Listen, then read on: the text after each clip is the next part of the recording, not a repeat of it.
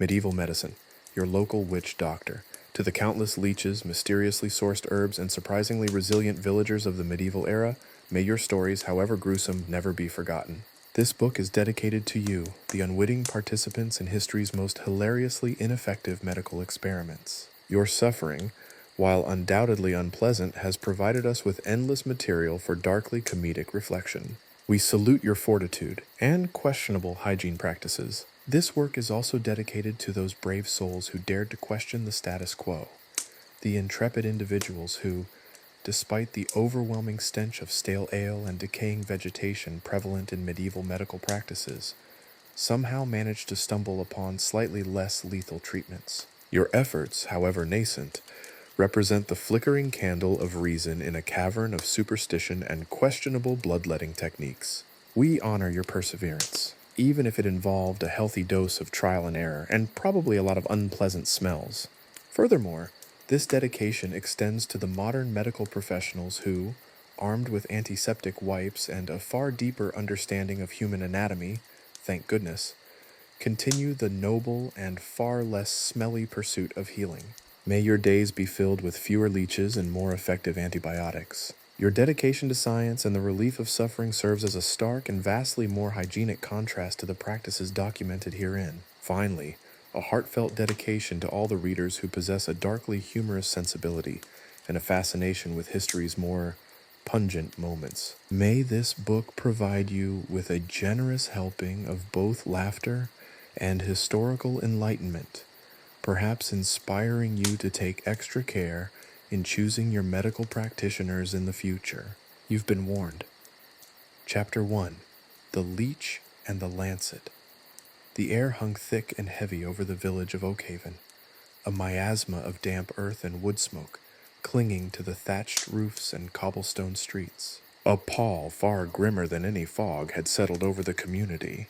It started subtly, a cough here, a fever there, dismissed initially as a common cold, a touch of ague, the usual winter ailments. But this was different. This was spreading.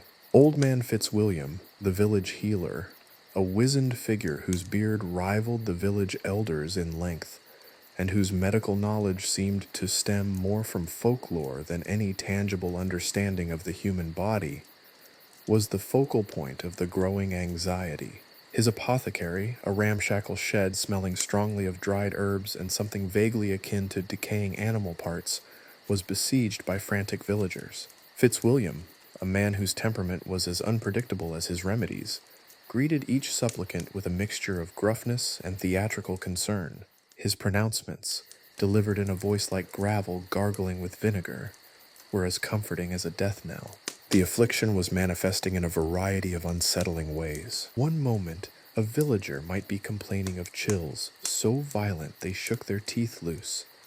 The next, they'd be drenched in a sweat so profuse it left them clammy and weak. Bloody noses and agonizing stomach cramps were common symptoms, often accompanied by delirium so profound the afflicted spoke of visions of dancing skeletons and fiery serpents. Children wailed incessantly, their tiny bodies racked with fever, their eyes glazed over with an unnerving stillness. The adults, their faces gaunt and drawn, looked on with a helpless mixture of fear and resignation. Fitzwilliam, meanwhile, maintained a studied air of authority, his pronouncements punctuated by the clinking of vials and the rasping of his mortar and pestle. He moved through his apothecary with the practiced grace of a seasoned sorcerer, a far cry from the clumsy fumbling of an actual physician. His collection of medicinal supplies was a testament to his eclectic and alarming approach to healing.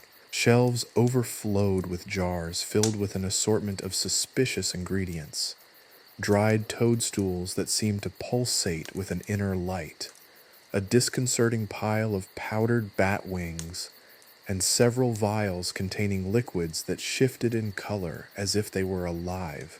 Bottles labeled with indecipherable runes and cryptic symbols stood alongside others bearing suspiciously frank names like the Ague's Bane and the Devil's Delight. His treatments were as eccentric as his inventory. He brewed potions that tasted of burnt sugar and despair, concoctions that bubbled and hissed ominously, their contents resembling something between swamp muck and a witch's brew. He applied poultices made of crushed herbs and questionable animal parts, their pungent aromas filling the air, often more likely to cause nausea than provide any solace. His favorite method, however, was bloodletting. The sight of Fitzwilliam preparing for a bloodletting was something to behold, or rather, to avert one's gaze from. He used a collection of lancets that looked more like ancient torture devices than surgical instruments, some rusty, some stained with what could only charitably be described as old remedies. He would select a vein with the practiced eye of a butcher, his touch surprisingly firm despite his age.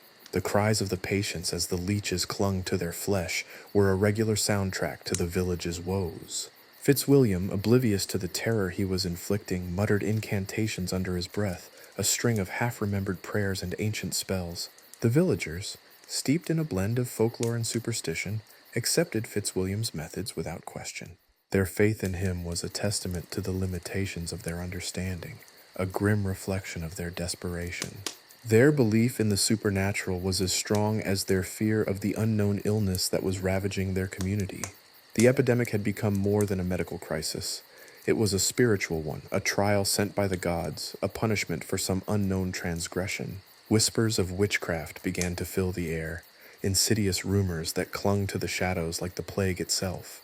The blame, predictably, fell on Agnes, a solitary woman living on the outskirts of the village, a herbalist known for her knowledge of plants and her slightly unsettling self-sufficiency. Agnes, who had always held herself apart from the village's rigid social structure, was an easy target for their anxieties. Her independence, interpreted as strange and unnatural, fueled the growing suspicion. The villagers, blinded by fear and ignorance, saw her as an easy scapegoat, a vessel for their anxieties, a witch who had unleashed the plague upon them. The accusations grew louder, fueled by Fitzwilliam's own vague pronouncements, his pronouncements carefully crafted to avoid any overt statements, yet skillfully guiding the villagers' fearful imaginations. The air crackled with a palpable tension, the fear of the unseen disease amplified by the very real threat of human cruelty. Even the children sensed the shift in the atmosphere, their innocent games replaced by a nervous silence, punctuated by the occasional wail of a feverish sibling. The village, once a small community bustling with the rhythm of daily life, was transformed into a stage for a macabre drama, a dance between superstition, fear, and the agonizing helplessness of a plague-ridden existence. The desperate hope for a cure was shadowed by the grim certainty of death that hung over every home, every heart, every breath. The coming days promised to be even darker, more dangerous, more uncertain, and amidst it all, old man Fitzwilliam, with his rusty lancets and his questionable concoctions, stood as the self-proclaimed master of their fate, his pronouncements as chilling as the winter wind that howled outside Oakhaven's crumbling walls. The future held only a grim promise of pain, uncertainty, and possibly something even more sinister. Fitzwilliam's emporium of elixirs was less an apothecary and more a cabinet of curiosities gone horribly wrong. The air within hung thick with the scent of dried herbs, a cloying sweetness battling the underlying stench of decay. Shelves, crammed to overflowing, groaned under the weight of jars and bottles, their contents a testament to Fitzwilliam's eclectic approach to medicine. Dust motes, illuminated by a single flickering candle, danced in the weak light, casting long, eerie shadows that seemed to writhe and twist like the ingredients themselves. One shelf held a collection of dried toadstools, their colors ranging from a sickly yellow to a vibrant, almost unnatural crimson. Some pulsed faintly, a disconcerting flicker of light beneath their leathery surfaces, as if possessing a life of their own, or perhaps just reflecting the frantic beating of a nearby heart. Next to them sat a pile of what appeared to be powdered bat wings, the fine gray dust drifting in the air, a testament to the age and fragility of the materials. The air around the pile buzzed with a faint, unsettling energy. Further down, nestled amongst other jars, were vials of liquids that seemed to possess a life of their own. One, a shimmering, iridescent green, pulsed with a light that seemed to shift and change with the rhythm of Fitzwilliam's breathing. Another, a murky brown, swirled and eddied, its contents resembling a miniature, churning vortex of decay. A third, a vibrant blood red, bubbled gently, releasing tiny wisps of vapor that smelled suspiciously of sulfur. Each vial bore a label, scrawled in a spidery script that resembled nothing so much as ancient runes, defying any attempts at decipherment. But it was the labeled vials that truly captured the imagination, or rather, the horror. The ague's bane, one proclaimed, its contents a viscous greenish sludge that seemed to writhe with microscopic life. The devil's delight, declared another, a clear liquid that shimmered with an internal, unsettling light as though holding trapped starlight. Widow's kiss, whispered another, its contents a dark, almost black liquid that seemed to absorb all the light around it. The names alone spoke volumes about the character of their creator, a man whose understanding of medicine seemed firmly rooted in superstition and folklore. Another jar labeled Unicorn's Tears held a surprisingly clear liquid. Upon closer inspection, though, the liquid glistened with a faint iridescent sheen, and a closer smell revealed a distinct aroma of fish. Interspersed amongst these more fantastical concoctions were jars of more mundane materials, at least mundane by Fitzwilliam's standards. There were bundles of dried herbs, their origins and properties unknown, except perhaps to Fitzwilliam himself. There were clumps of strange roots, gnarled and twisted like ancient fingers, exuding an earthy odor that clung to the nostrils. There were even several jars filled with what appeared to be various animal parts, some preserved in brine, others seemingly petrified by time or some unknown magical process. A desiccated shrew peered from a cracked jar, its tiny claws seemingly still outstretched in a perpetual gesture of defiance. A preserved salamander lay curled in a pot of strange, viscous liquid, its skin gleaming unnaturally. The sheer variety of Fitzwilliam's inventory spoke of a mind untouched by the constraints of scientific method. He was an alchemist, a herbalist, a sorcerer, perhaps even all three, with no clear line separating his mystical and medicinal pursuits. The ingredients themselves seemed to carry an essence of the supernatural, each one imbued with a mysterious power, a potential for both healing and harm.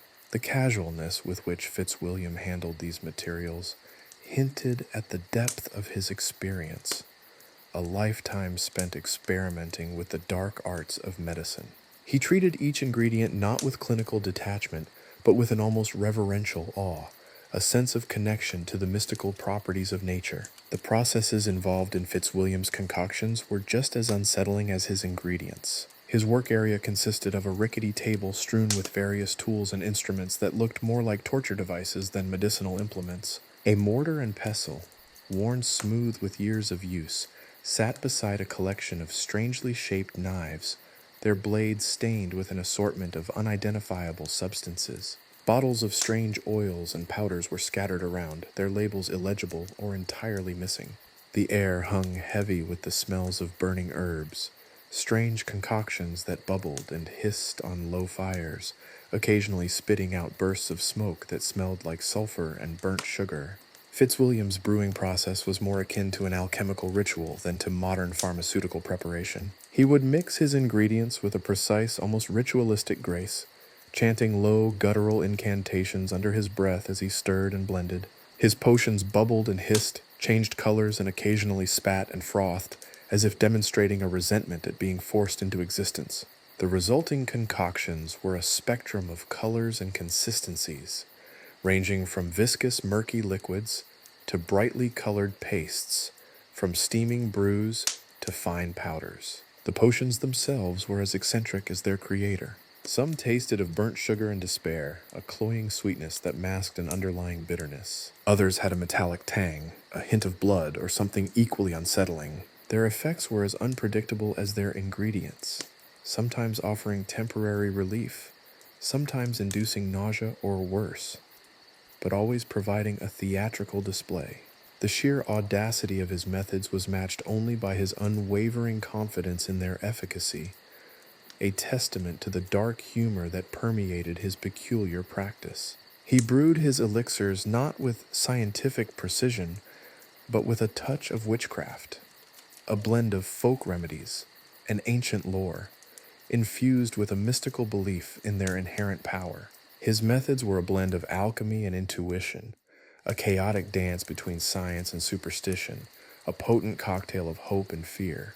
The very existence of Fitzwilliam's Emporium served as a testament to the era's medical understanding, or rather, the lack thereof. It was a museum of medieval medicine, a showcase of both the ingenuity and the terrifying ignorance of a time when healing was as likely to kill as it was to cure. The sheer absurdity of it all served as a darkly humorous counterpoint to the desperation of the villagers, a grim reflection of the era's precarious relationship with health, life, and death. The air within Fitzwilliam's Emporium of Elixirs was thick, not only with the smell of herbs and decay, but also with the palpable weight of uncertainty, a potent cocktail of fear and fragile hope. And yet, within that unsettling atmosphere, a kind of dark, morbid fascination resided, a testament to the enduring power of the human fascination with the macabre and the mystery of life itself. The villager, a gaunt woman named Alara, clutched a worn wooden doll, its painted eyes staring blankly ahead. Her skin, the color of parchment, was stretched taut over her bones, her breath coming in ragged gasps. Fear, raw and palpable, clung to her like a shroud. Fitzwilliam, his eyes gleaming with a disturbing mixture of amusement and clinical detachment, gestured towards the rickety chair positioned next to his table. "Fear not, Ilara," he crooned, his voice a low, comforting purr that somehow only amplified the impending dread. "The leeches shall cleanse you, restore the balance." Ilara's trembling was so violent the wooden doll almost slipped from her grasp. She offered a silent, tear-stained plea to whatever deity might be listening, a silent prayer lost in the musty air of Fitzwilliam's Emporium. The room, already suffocating with the aroma of strange concoctions, now felt even more oppressive, the silence broken only by Ilara's shuddering breaths and the occasional drip of some unseen liquid from a nearby vial. Fitzwilliam hummed a discordant tune, a morbid lullaby that only added to the eerie atmosphere. He produced a gleaming silver lancet, its polished surface reflecting the candlelight in a sinister shimmer. The sight of the instrument sent a fresh wave of terror through Ilara, her eyes widening in a silent scream. Fitzwilliam, oblivious to her distress, meticulously inspected the lancet, running a thumb along its razor-sharp edge. "A fine instrument, wouldn't you agree?" he murmured, more to himself than to Ilara. "Honed to perfection, ready to release the malevolent humors that plague your poor body." With practiced ease, he selected a plump leech from a glass jar, its glistening body writhing slightly in his palm. The leech, a grotesque parody of life, pulsed with a sinister energy, a living embodiment of Fitzwilliam's unorthodox medical practices. The air grew thick with an almost imperceptible vibration, a hum that seemed to emanate from the leech itself. He chose a vein on Ilara's arm, just above the elbow, a spot that throbbed faintly beneath her paper-thin skin. He made a tiny incision, quick and precise, drawing a thin line of blood across Ilara's delicate skin. The blood, a dark crimson, welled up instantly, the sight sending a fresh wave of nausea through the watching onlookers. The villagers, huddled in the corner, exchanged nervous glances, their faces a mixture of morbid fascination and terrified resignation. Some murmured prayers, others crossed themselves, their faith in Fitzwilliam's abilities strained to the breaking point. The leech, sensing the fresh blood, attached itself to the wound with startling speed and efficiency. Its tiny suckers clung to Ilara's flesh, drawing the blood in a steady stream. The sight was grotesquely mesmerizing, a macabre dance between life and death, played out under the flickering candlelight. More leeches followed, their bodies swelling alarmingly as they gorged themselves on Ilara's blood. Fitzwilliam watched the spectacle with detached amusement, occasionally dabbing at the blood with a cloth that appeared remarkably stained. He adjusted the leeches, muttering incantations and humming low tones that sounded suspiciously like a twisted nursery rhyme. The air was filled with the sound of Ilara's shallow breathing, the sucking of the leeches, and Fitzwilliam's unsettling hum. The ritual was long, drawn out, and excruciatingly boring for those who understood the rudimentary understanding of human biology. Hours bled into each other, each leech a dark parody of nature's healing process. Ilara's pale face grew paler still, her body trembling more violently with each passing moment. The villagers, initially mesmerized by the macabre spectacle, grew increasingly restless and anxious. Whispers filled the air, a silent chorus of fear and doubt. The process, even to the layman, was absurd. The very concept of removing blood, a vital component of the body as a cure for illness, seemed laughably backwards in the light of modern medical knowledge. Yet, here they were, witnesses to a ritual as ancient as it was ineffective. Fitzwilliam, oblivious to the scientific absurdity of the process, seemed utterly convinced of his methods. He meticulously counted each leech as it detached itself, its body swollen to an alarming size. He then carefully placed the satiated creatures into a jar filled with a viscous, dark liquid, murmuring something about preserving their life essence for future use. The image was both comical and terrifying, comical in its sheer outdatedness, terrifying in the blind faith it inspired in the villagers. Once the last leech had detached itself, Fitzwilliam examined Ilara's arm. The wound, a series of small puncture marks, was already beginning to scab over. He cleaned the area with a cloth that looked strangely similar to Ilara's undergarment, then applied a salve made from crushed herbs and something that looked suspiciously like frog spawn. The aroma was, to put it mildly, offensive. Ilara, weak and drained of blood, was helped to her feet. She looked like a ghost, a wraith of her former self. Fitzwilliam beamed, his smile as unsettling as his methods. "There you have it," he announced, his voice ringing with unwarranted confidence. "Cured, completely and utterly cured." The villagers, though still doubtful, were reassured enough by Fitzwilliam's theatrical display. They paid their fees and dispersed, carrying with them their frail hopes and unwavering faith in what was, objectively, a nonsensical ritual. Ilara stumbled out of the emporium, her legs wobbling, supported by a kindly villager. Her recovery, should she have one, would be attributed to the miracle of Fitzwilliam's bloodletting. She might improve. Her body might fight off whatever ailed her despite the ritual. The efficacy was entirely incidental, a chance occurrence mistaken for proof of effectiveness. The irony, of course, was lost on both Ilara and the villagers. It was a testament to the power of faith, the potent mix of hope and fear that drove people to embrace practices as absurd as bloodletting. The sun dipped below the horizon, casting long shadows that stretched across the cobblestone streets. The villagers dispersed, their faith in Fitzwilliam's abilities slightly reinforced, but certainly not unblemished. They headed home, carrying with them a potent cocktail of hope and lingering unease. The very existence of Fitzwilliam and his emporium was a dark commentary on medieval medicine, a testament to the bizarre and often ineffective practices that defined the era. The bloodletting ritual, though seemingly comical to a modern observer, was a harsh reminder of the time's fragility and superstition. It was a scene both horrifying and darkly humorous, a tragic comedy played out against the backdrop of medieval ignorance. The humor, however, was a cruel one, highlighting the desperate hope clinging to a process that was, at best, ineffective and at worst, deadly. It was a perfect microcosm of the era, a terrifying dance between superstition and suffering, punctuated by the ironic laughter of history. The air, once thick with the smell of herbs and blood, now carried a faint but persistent scent of fear and a quiet, unspoken uncertainty. The leeches, full of Ilara's blood, remained in their jar, a chilling testament to the era's grim humor and fatal ignorance. The following days were marked by a palpable shift in the village atmosphere. The jovial camaraderie that had once characterized their gatherings was replaced by a chilling silence, punctuated only by hushed whispers and furtive glances. Ilara's illness, or rather her supposed cure, had become a catalyst, igniting a simmering resentment and suspicion that had been lurking beneath the surface of their seemingly placid lives. The whispers, initially faint and hesitant, grew louder, bolder, fueled by fear and a desperate need for an explanation.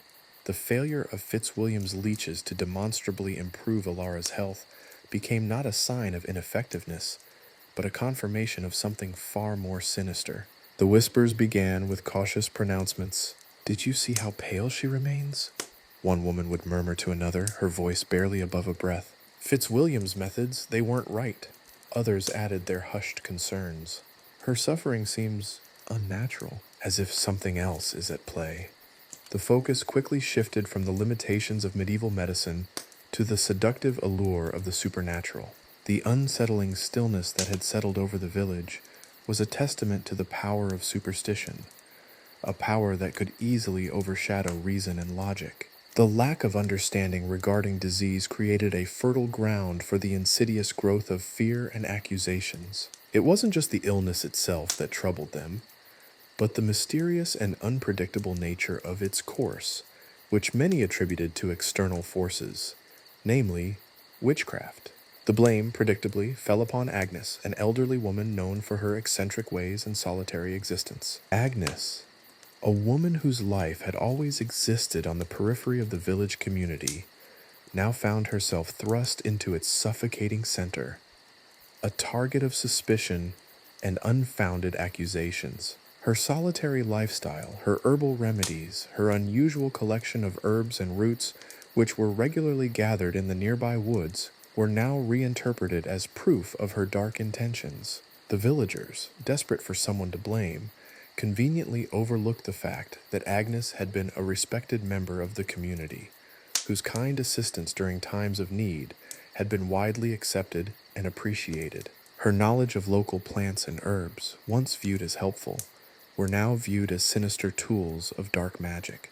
The accusations began subtly, spreading like wildfire through the hushed conversations that took place in darkened kitchens and behind closed doors. A misplaced object, an unexpected ailment, a sudden storm, each seemingly unrelated occurrence was now attributed to Agnes's supposed sorcery. The very air itself seemed to buzz with a dark energy, fueled by fear, rumor, and the insidious power of unchecked superstition. One particular incident served as the proverbial match that ignited the flames of accusation. Young Thomas, a boy known for his mischievous nature, had fallen ill after daring to enter Agnes's secluded cottage and pilfer some of her herbs. His parents, consumed by grief and panic, saw a direct correlation between his illness and Agnes's supposed curse. His sudden illness was instantly attributed to Agnes, despite the lack of any concrete evidence. Thomas's illness was not uncommon in the village. It was a childhood ailment. Yet, in the context of the growing fear and accusations, it gained a new significance. The atmosphere in the village transformed into a theater of fear and accusation, where logic and reason were replaced by paranoia and prejudice. The once vibrant community was now fractured, divided along lines of suspicion and fear, revealing the fragility of the social fabric that had once appeared so strong. The villagers, driven by a mix of fear and desperate need for certainty, began to shun Agnes. The situation escalated dramatically during the village's weekly gathering at the church. Amidst the prayers and hymns, a hushed murmur began, morphing into a chorus of accusations directed at Agnes. The villagers, their faces contorted with a mixture of fear and righteous anger, demanded justice. The local priest, a man more concerned with maintaining order than with impartially examining the truth, saw an opportunity to consolidate his own position and reinforce his authority. So he did not intervene. The villagers, fueled by fear and superstition, demanded a trial. The trial itself was a grotesque parody of justice, devoid of any semblance of fairness or due process. Agnes, frail and terrified, was given no opportunity to defend herself against the accusations. The villagers, acting as both judge and jury, had already reached their verdict. The evidence presented consisted of hearsay, rumors, and unfounded suspicions. Agnes's silence, born of fear and a sense of helplessness, was interpreted as a confession of guilt. The climax arrived with chilling swiftness. Agnes, deemed guilty of witchcraft, was sentenced to a fate far more gruesome than any illness. The punishment, decided by the enraged mob, was swift and brutal. A scene of unspeakable cruelty unfolded. The violence that followed was horrifyingly commonplace for the time, but was nonetheless shocking and disturbing. The subsequent events are shrouded in the same darkness and ambiguity as the origins of the accusations. The only certainty is that Agnes was brutally silenced. Her fate a chilling testament to the power of unfounded accusations and the pervasive fear of the unknown that defined the era. Her death served as a chilling reminder of the cost of superstition and the fragility of justice when fear and ignorance dictate the proceedings. The aftermath of Agnes's ordeal cast a long shadow over the village. The grim reality of the day's events served as a sobering reminder of how quickly reason could be overwhelmed by fear and superstition, and how easily individuals could become victims of collective hysteria.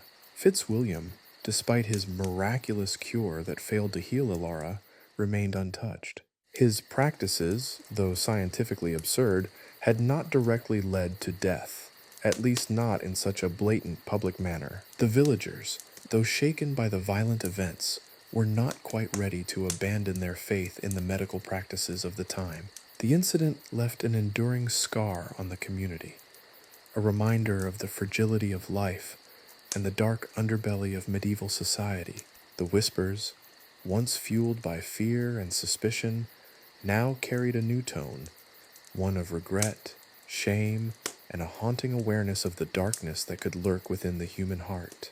The tragic demise of Agnes served as a dark footnote in the village's history, a stark reminder of the dangers of unchecked superstition and the importance of reasoned thought and justice. It was a story whispered in hushed tones, a tale of fear and prejudice, a dark commentary on a society that was struggling to find its way in the face of the unknown. And Fitzwilliam, with his leeches and his lancets, continued his practice, a symbol of the era's blend of absurdity and chilling cruelty. The leeches continued to suck, the lancets continued to cut, and the villagers continued to believe. Whether in Fitzwilliam's abilities or in the power of their collective fears remained a question etched in the very fabric of their village's history. The dust swirled around the merchant's cart as it rattled into the village square, a jarring intrusion into the somber stillness that had settled over the community since Agnes's horrific demise. The cart, laden with oddly shaped packages and mysterious containers, was a stark contrast to the familiar sights of the village. The worn wooden houses, the church with its weathered steeple, and the ever-present shadow of the recent tragedy. The merchant himself, a wiry man with eyes that held both shrewdness and a hint of something akin to pity, dismounted with a practiced grace, his movements suggesting a life spent traversing dusty roads and navigating the complexities of human nature. He introduced himself as Silas, a traveling merchant from a distant city, a place whispered about in hushed tones, a place where, some claimed, healers employed methods far removed from the leeches and lancets of Fitzwilliam.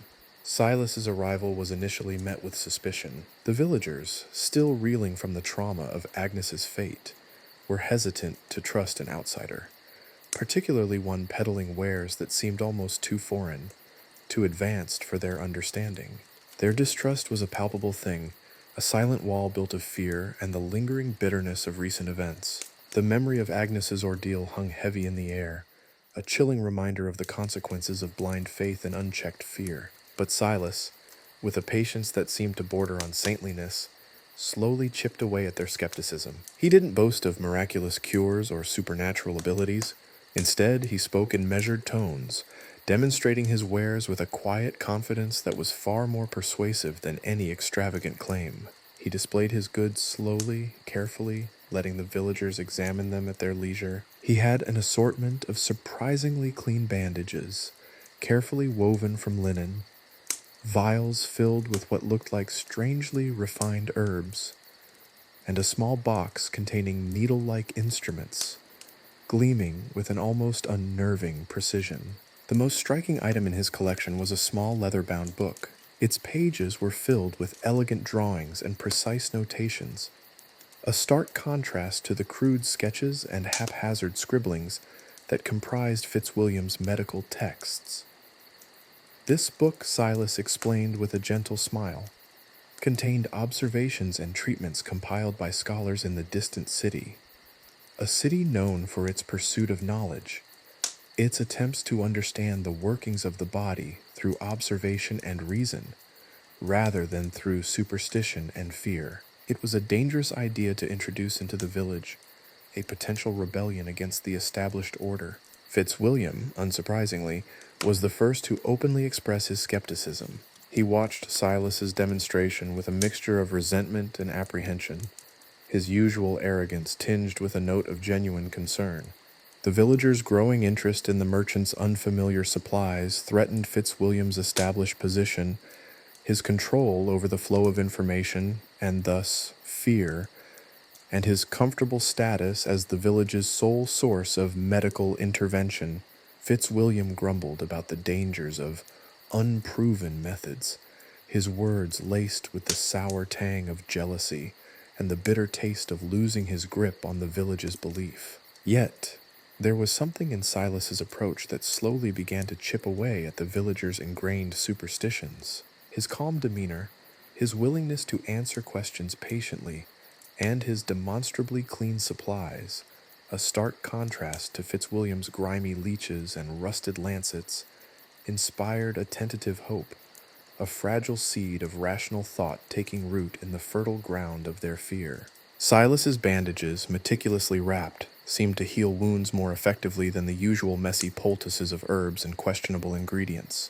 The subtle hints at a more systematic approach to healing, the clean instruments, even the carefully labeled vials, suggested a new level of understanding, a methodical approach vastly different from Fitzwilliam's haphazard methods. Slowly, cautiously, the villagers began to see an alternative, a pathway away from the blind faith and fear that had led to Agnes's tragic demise. The subtle shift in the villagers' attitudes was palpable, a slow but steady movement away from the suffocating grip of superstition. Even the whispers that had once filled the village with fear began to take on a new tone, a hesitant murmur of hope, a cautious exploration of a world where reason might, just might, overcome the darkness. Silas, sensing the subtle change in the atmosphere, moved carefully, sharing his knowledge in small increments, ensuring that he didn't overwhelm the villagers with information they weren't ready to accept. He knew that the transition from blind faith to reasoned thought would be a slow, arduous process, but the glimmer of hope, however faint, was undeniably there. Elara, still pale but seemingly recovering slowly, showed signs of improvement, a slow but steady improvement.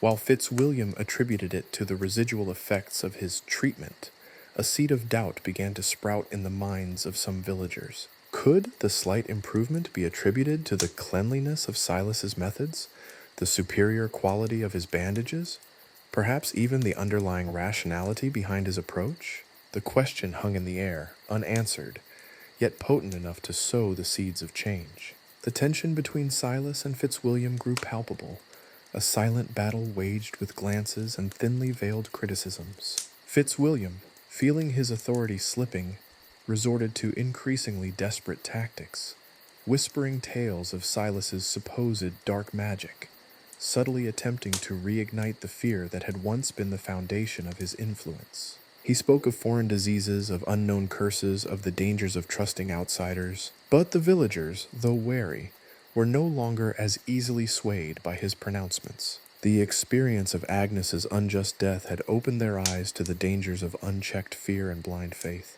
As the sun dipped below the horizon, casting long shadows across the village, Silas prepared to leave, but not before leaving behind a small bag of his supplies for Elara and her family. A lingering sense of hope filled the air, fragile as a newborn bird, yet remarkably persistent. The villagers watched him go, their gazes following the silhouette of his cart as it disappeared into the twilight. They were left with a choice: to return to the darkness of their old ways, or to cautiously embrace the potential of a new era.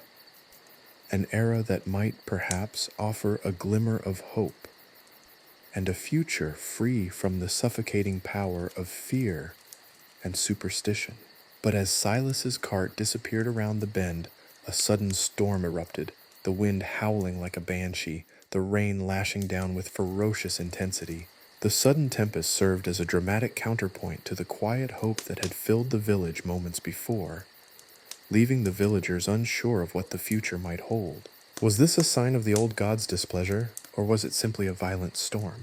The answer remained elusive, suspended in the howling wind and the relentless rain, leaving the readers to wonder if the glimmer of hope would be extinguished, or if, against all odds, a new dawn might finally break. The chapter ends with the relentless storm raging, mirroring the uncertainty of the future and leaving the reader breathlessly anticipating what lies ahead. Chapter 2: The Alchemist's Apprentice. The storm raged, mirroring the turmoil in Alara's family. Silas, or Thomas as he corrected himself with a wry smile later that evening, sat by a crackling fire in the small cottage, the rhythmic crackle a comforting counterpoint to the tempestuous night. He'd changed his name, he explained, a precaution born from years spent navigating the treacherous currents of medieval society. His real identity was less important than his mission: to introduce a spark of reason into the suffocating darkness of Fitzwilliam's reign of terror, disguised as medical practice. He produced a small, worn satchel from beneath his cloak. It wasn't filled with leeches or strange concoctions, but with simple tools: a small set of gleaming surgical needles, meticulously sharpened and cleaned, a handful of clean linen bandages, far superior to the grimy rags Fitzwilliam favored, and several small vials filled with clear, subtly scented liquids. These, he explained, were not magical potions, but solutions of boiled water and herbs, carefully prepared to minimize the risk of infection. Cleanliness, he stated simply, is next to godliness, even in medicine. The concept was revolutionary in Fitzwilliam's village. The villagers, accustomed to the stench of rotting herbs and the sight of blood-soaked bandages, stared at Thomas's supplies with a mixture of fascination and apprehension. The very idea of sterilization was alien to them. The notion that clean water could play a crucial role in healing was beyond their comprehension. They were used to attributing illness to supernatural forces, to curses and demonic possession, rather than to the simple lack of hygiene. Thomas, however, patiently explained his methods. He demonstrated the careful cleaning of his instruments, using a mixture of vinegar and herbs to disinfect them. He illustrated the importance of clean bandages in preventing infection, explaining how a wound left untreated was far more likely to become infected and potentially fatal. He described the preparation of his herbal solutions, emphasizing the careful selection of ingredients and the meticulous process of boiling to eliminate harmful bacteria. He spoke of the human body not as a vessel for spirits, but as a complex machine, one that could be understood and treated with reason and care.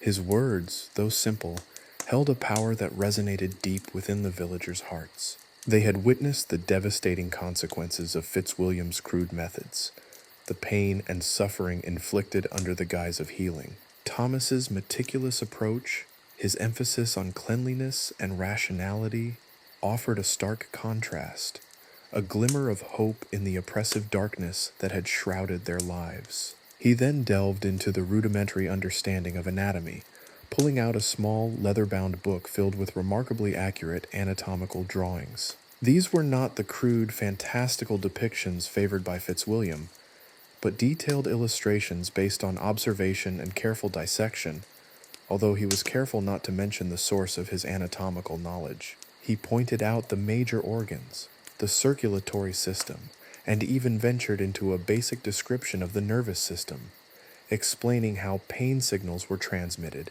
and how the body reacted to injury. The villagers, initially overwhelmed by the complexity of the information, listened with rapt attention. Their faces, etched with the weariness of years spent battling sickness and superstition, gradually softened. They sensed a truth in Thomas's words, a clarity that dispelled the fog of fear and misinformation that had clouded their minds for so long. They were witnessing not magic, but genuine knowledge, a methodical approach to healing that stood in stark contrast to Fitzwilliam's chaotic, haphazard practices. He also shared the importance of nutrition, explaining the role of a balanced diet in maintaining health and promoting healing. The concept of a diet was largely unfamiliar to the villagers, their meals typically consisting of whatever they could forage or grow. Thomas spoke about the benefits of various fruits and vegetables, the importance of clean water, and the dangers of consuming spoiled or contaminated food. This was particularly pertinent considering the high incidence of food poisoning in medieval times. The impact of this simple advice was profound. The villagers were accustomed to blaming illness on mysterious forces, yet Thomas's explanations resonated with a logic they found compelling. Here was an alternative, a path towards a healthier existence based on reason, observation, and practical measures rather than fear-based superstitions. The night wore on, and as the storm gradually subsided, a sense of quiet hope filled the small cottage. Thomas's words, his simple demonstrations, his careful explanations, had planted a seed of rational thought in the fertile ground of the villagers' minds. It was a fragile seed, easily crushed, but it was there, a testament to the power of knowledge and the transformative potential of reasoned discourse. Even Ilara, though still weak, seemed to feel the influence of the changed atmosphere. Her eyes, though still shadowed with pain, held a flicker of hope. Thomas's departure the next morning was far less dramatic than his arrival. He left behind not only a small supply of his tools and remedies, but also a lasting impression. He left behind the seeds of an intellectual revolution, a quiet rebellion against the ignorance and fear that had characterized the village's existence. The storm had passed, leaving behind a clear sky and a palpable sense of anticipation. The villagers were left to contemplate their choice, to remain in the shadows of fear and superstition, or to embrace the faint but persistent light of reason. The future remained uncertain, a blend of hope and apprehension, mirroring the turbulent weather that had passed. But one thing was clear: the balance of power had shifted irrevocably, and the old order, once so entrenched, now stood on shaky ground. The fight for reason and a healthier future was just beginning. The following morning, Thomas, or Silas, as he sometimes still thought of himself, began his lesson in sanitation. He started simply with the concept of hand washing. He demonstrated the proper technique, using a basin of warm, herb-infused water. A luxury, he conceded with a wry grin, but a necessary one. The villagers, accustomed to wiping their hands on their already soiled tunics, looked on with a mixture of bemusement and suspicion. One stout woman, whose face was permanently etched with the lines of hard labor and worry, snorted. "Washing my hands? Will that cure the ague?" she asked, her voice laced with skepticism. A ripple of agreement went through the assembled crowd. The idea that simply washing one's hands could prevent illness was utterly foreign to them. Illness was a punishment from God, a curse or the work of malevolent spirits, not something preventable by a bit of soap and water. Thomas patiently explained the concept of invisible germs, tiny creatures that caused sickness and spread through contact. He attempted to illustrate this with a rather rudimentary analogy, comparing them to unseen fleas that jumped from person to person. The analogy, while far from scientifically accurate, proved surprisingly effective in bridging the gap between their understanding and his. The ensuing demonstration involved a rather unfortunate incident with a bowl of leftover stew. Thomas, in a burst of theatrical flair, dramatically dipped a finger into the stew, then pretended to wipe it on the tunic of a nearby villager. He then proceeded to demonstrate how those invisible fleas, or germs, could spread from his hand to the food, and from the food to the villager. The villager, a burly man named Barnaby, reacted with a look of horrified fascination as he nervously inspected his tunic. This led to a discussion on the importance of washing food before consumption, a concept that was equally novel.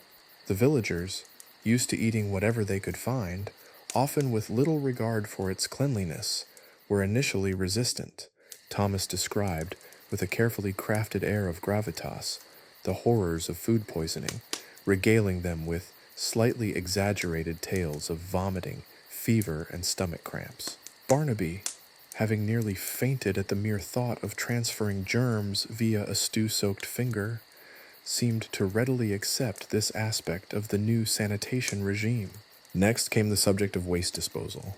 The villagers' habit of tossing refuse directly outside their homes, often into the street or the nearby stream, left much to be desired. Thomas's description of the link between rotting garbage and disease was met with a chorus of gasps and a few muttered curses aimed at the ever-present flies. He proposed a system of designated compost heaps and strategically placed latrines, meticulously explaining the logic behind proper waste disposal. He also stressed the importance of keeping their living spaces clean, advocating for sweeping, scrubbing, and airing out their homes regularly. The idea was met with a mixture of incredulity and amusement. One old woman, Agnes, chuckled, "If I spend all day scrubbing, when will I have time to tend my herbs?" Thomas chuckled back, "I assure you, Agnes, the time spent cleaning will be less than the time spent nursing your sick loved ones. A healthy family is a productive family." He conceded that keeping the whole village immaculate was likely a long-term project, but encouraged them to start with small, manageable steps. The discussion then moved to the topic of water. The village well, the sole source of drinking water, was located near the livestock enclosure, resulting in a rather predictable confluence of animal waste and water supply. Thomas's recommendations for improving water quality were met with a mixture of shock and reluctant acceptance. The notion that their water might be contaminated was not only unacceptable, it was unthinkable. To make the point, he held up a vial of murky water from the well, next to another vial of his purified herb-infused water. The contrast was striking. The villagers, who had been used to drinking water directly from the well, were amazed. He went on to explain the simple procedure of boiling water, a method they would find incredibly useful as well. The afternoon session was dedicated to the proper care of wounds. This involved a demonstration of proper wound cleaning, using his herbal solutions and clean bandages. The villagers, accustomed to Fitzwilliam's haphazard methods, which often involved applying unwashed rags and, occasionally, a poultice made from questionable ingredients, watched with rapt attention. Thomas had even managed to acquire a few rudimentary surgical instruments, so he showcased their use, creating an almost theatrical effect as he carefully cleaned and bandaged a minor cut on Barnaby's hand. The sight of Thomas meticulously cleaning a wound with vinegar and herbal concoctions caused a stir. They were used to crude methods that frequently led to infection. Thomas's precise movements and the sheer cleanliness of his tools created a startling contrast to Fitzwilliam's practices. Throughout the day, Thomas's patience was tested, but his humor and clear, reasoned explanations slowly began to break down the villagers' deeply ingrained habits and superstitions. Progress was slow, filled with setbacks and misunderstandings, but by the end of the day, a seed of change had been planted. The villagers still clung to some of their old beliefs, but they were now open to the possibility of a different approach to health and hygiene, an approach that prioritized cleanliness and reason over superstition and fear. The fight for a cleaner, healthier village was just beginning. The future remained uncertain, but this time the villagers were equipped with more hope and less fear. Thomas's mission, though far from over, had taken its first significant step. The following days were a whirlwind of activity. Thomas, emboldened by his initial success in promoting sanitation, delved into the world of herbal remedies. He began by meticulously cataloging the herbs Agnes and other villagers used, noting their purported uses and the methods of preparation. He found a fascinating, if somewhat chaotic, system. Many remedies were passed down through generations, shrouded in whispers and folklore. A concoction for toothache might involve crushed willow bark, a pinch of crushed spiderweb, for good luck, Agnes insisted, and a prayer to Saint Apollonia. A salve for burns could contain comfrey, honey, and a surprisingly large quantity of sheep's fat. He discovered that while some herbs possessed genuine medicinal properties, chamomile for soothing inflammation, yarrow for staunching blood, many remedies relied more on faith and tradition than on any demonstrable efficacy. The spiderweb, for instance, held no proven medicinal value, yet it was a critical component in Agnes's toothache cure. He learned to tread carefully, acknowledging the deeply rooted beliefs of the villagers while gently introducing more rational approaches. The spiderweb, he'd explain with a carefully crafted smile, is a testament to the ingenuity of our ancestors. They observed that certain substances seem to alleviate pain, but we can refine that ingenuity. We can understand why these substances work, and perhaps find even more effective ways to achieve the same result. This delicate dance between respecting tradition and fostering scientific inquiry proved to be the cornerstone of his teaching. He started by focusing on the preparations themselves. He showed them how to properly clean and dry herbs, avoiding contamination from soil or insects. He emphasized the importance of using clean containers and tools. The villagers, initially resistant to such meticulousness, gradually came to appreciate the difference. A cleaner preparation resulted in a more consistent effect, leading to fewer adverse reactions. Even Agnes, a stalwart defender of tradition, conceded that a cleanly prepared comfrey salve healed burns faster and more reliably than her usual concoction. However, Thomas still found himself navigating the murky waters of medieval medical practices.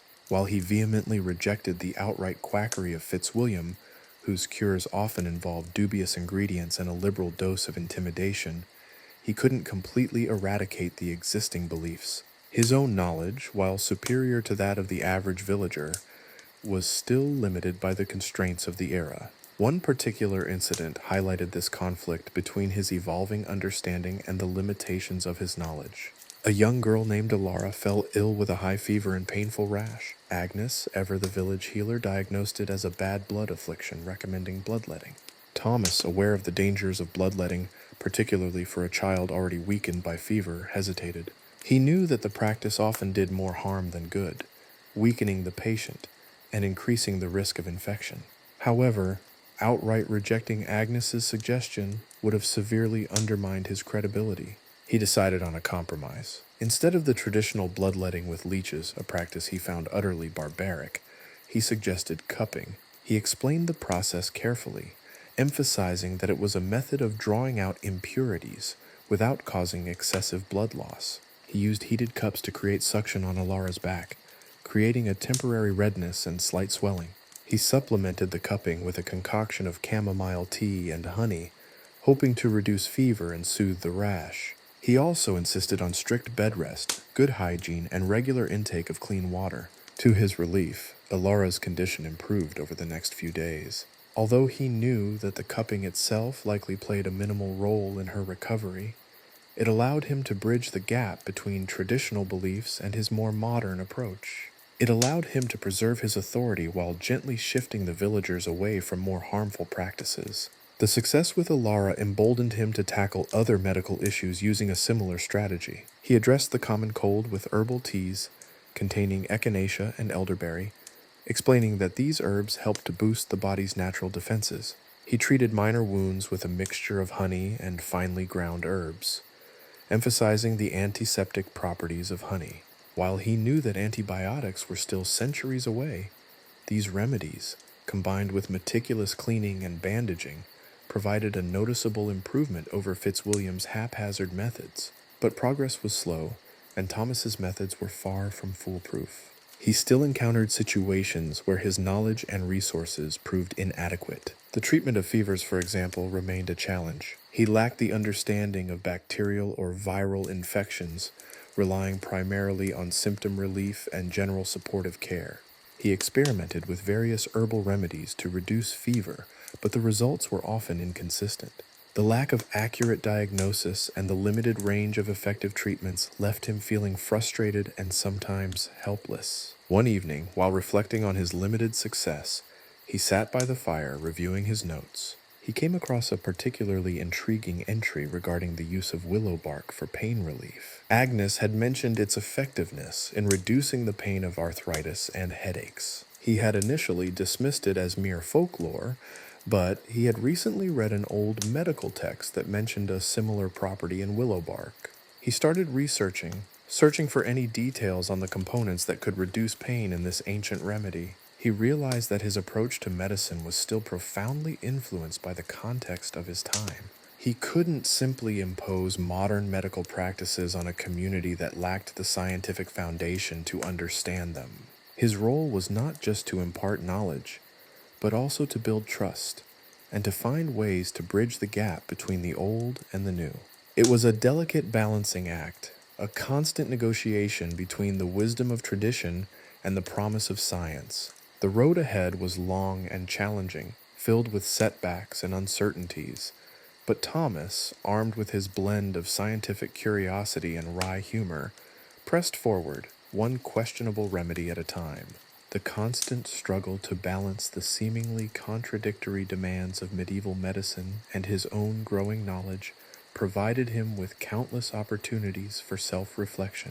He understood that his success wasn't solely defined by cures, but also by the gradual shift in the villager's mindset, a slow but persistent movement away from blind faith in outdated practices. This subtle transformation was proving just as challenging as combating disease itself. One particular incident involved a villager suffering from severe stomach cramps. Agnes, immediately attributing the ailment to demonic possession, recommended an exorcism. Thomas, while wary of conflicting with such deeply held beliefs, knew that the symptoms suggested a more mundane cause, possibly food poisoning. Instead of directly dismissing Agnes's diagnosis, he suggested a gentler approach, focusing on relieving the pain and promoting digestion with herbal teas and a bland diet. This cautious strategy, avoiding outright rejection of established beliefs, allowed him to establish himself as a valuable resource, not an agent of disruption.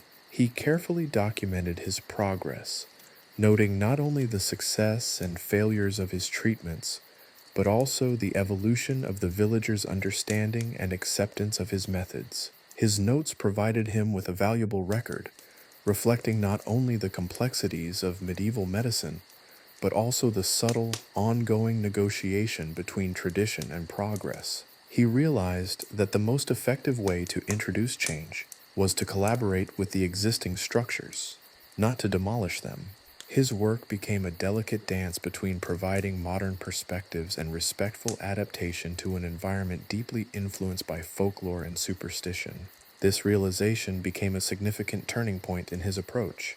It marked a shift from a purely scientific and often frustratingly inflexible pursuit to a more adaptable and empathetic strategy for change. The story of Thomas, the alchemist's apprentice, and his journey to heal the people of the village is, therefore, not just a tale of herbal remedies and medical practices, but also a reflection on cultural adaptation, a delicate balancing act between tradition and progress. The path toward medical advancement in the medieval world wasn't a linear progression. It was a winding road, riddled with twists and turns, a testament to human resilience and ingenuity, however ill-informed it may often seem from a modern perspective. It was a journey of learning, adaptation, and a healthy dose of humor in the face of the absurd. The air hung thick with the scent of wood smoke and something vaguely medicinal, or perhaps it was just Fitzwilliam himself. He stood in the village square, a figure as imposing as a toadstool after a particularly rainy season, his long, greasy coat flapping in the breeze like a disgruntled raven's wings. He was surrounded by a small, captivated audience, regaling them with a tale of his latest triumph, the curing of old man Hemlock's gout, with a potion involving powdered unicorn horn, obtained, he claimed, from a particularly gullible nobleman, and the tears of a virgin. Thomas, observing from the relative safety of the apothecary's doorway, fought back a groan. Fitzwilliam's theatrics were almost impressive, a testament to the power of unwavering self-belief, even in the face of complete absurdity. He tried at first to gently counter Fitzwilliam's claims with his own observations and reasoned approaches. He'd presented the villagers with evidence of the efficacy of cleaning wounds, showing them the stark difference in healing time between a carefully cleansed injury and one treated with Fitzwilliam's signature miracle salve, which, Thomas suspected, consisted mostly of pig fat and wishful thinking. But Fitzwilliam, with the stubbornness of a mule wearing a crown of thorns, simply dismissed Thomas's findings as the ramblings of a bookish boy. Fitzwilliam, it seemed, viewed Thomas not as a rival, but as an irritant, a pesky fly buzzing around his lucrative business of fear-mongering and dubious cures. Thomas's measured approach, relying on observation, gentle persuasion, and a modicum of hygiene, was a direct threat to Fitzwilliam's empire of medieval quackery. Fitzwilliam's methods thrived on the villagers' fear and ignorance. Thomas, with his quiet attempts at education, was slowly eroding that foundation. This time, however, Thomas decided enough was enough. He'd tried diplomacy.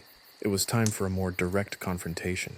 Stepping into the square, he cleared his throat, a sound that cut through Fitzwilliam's dramatic monologue like a well-aimed slingshot. Fitzwilliam, mid-sentence, glared at Thomas with the intensity of a badger cornered in a henhouse. "Well, well," he boomed, his voice dripping with condescending sarcasm. "If it isn't the alchemist's apprentice, come to witness the miracle of my work once more."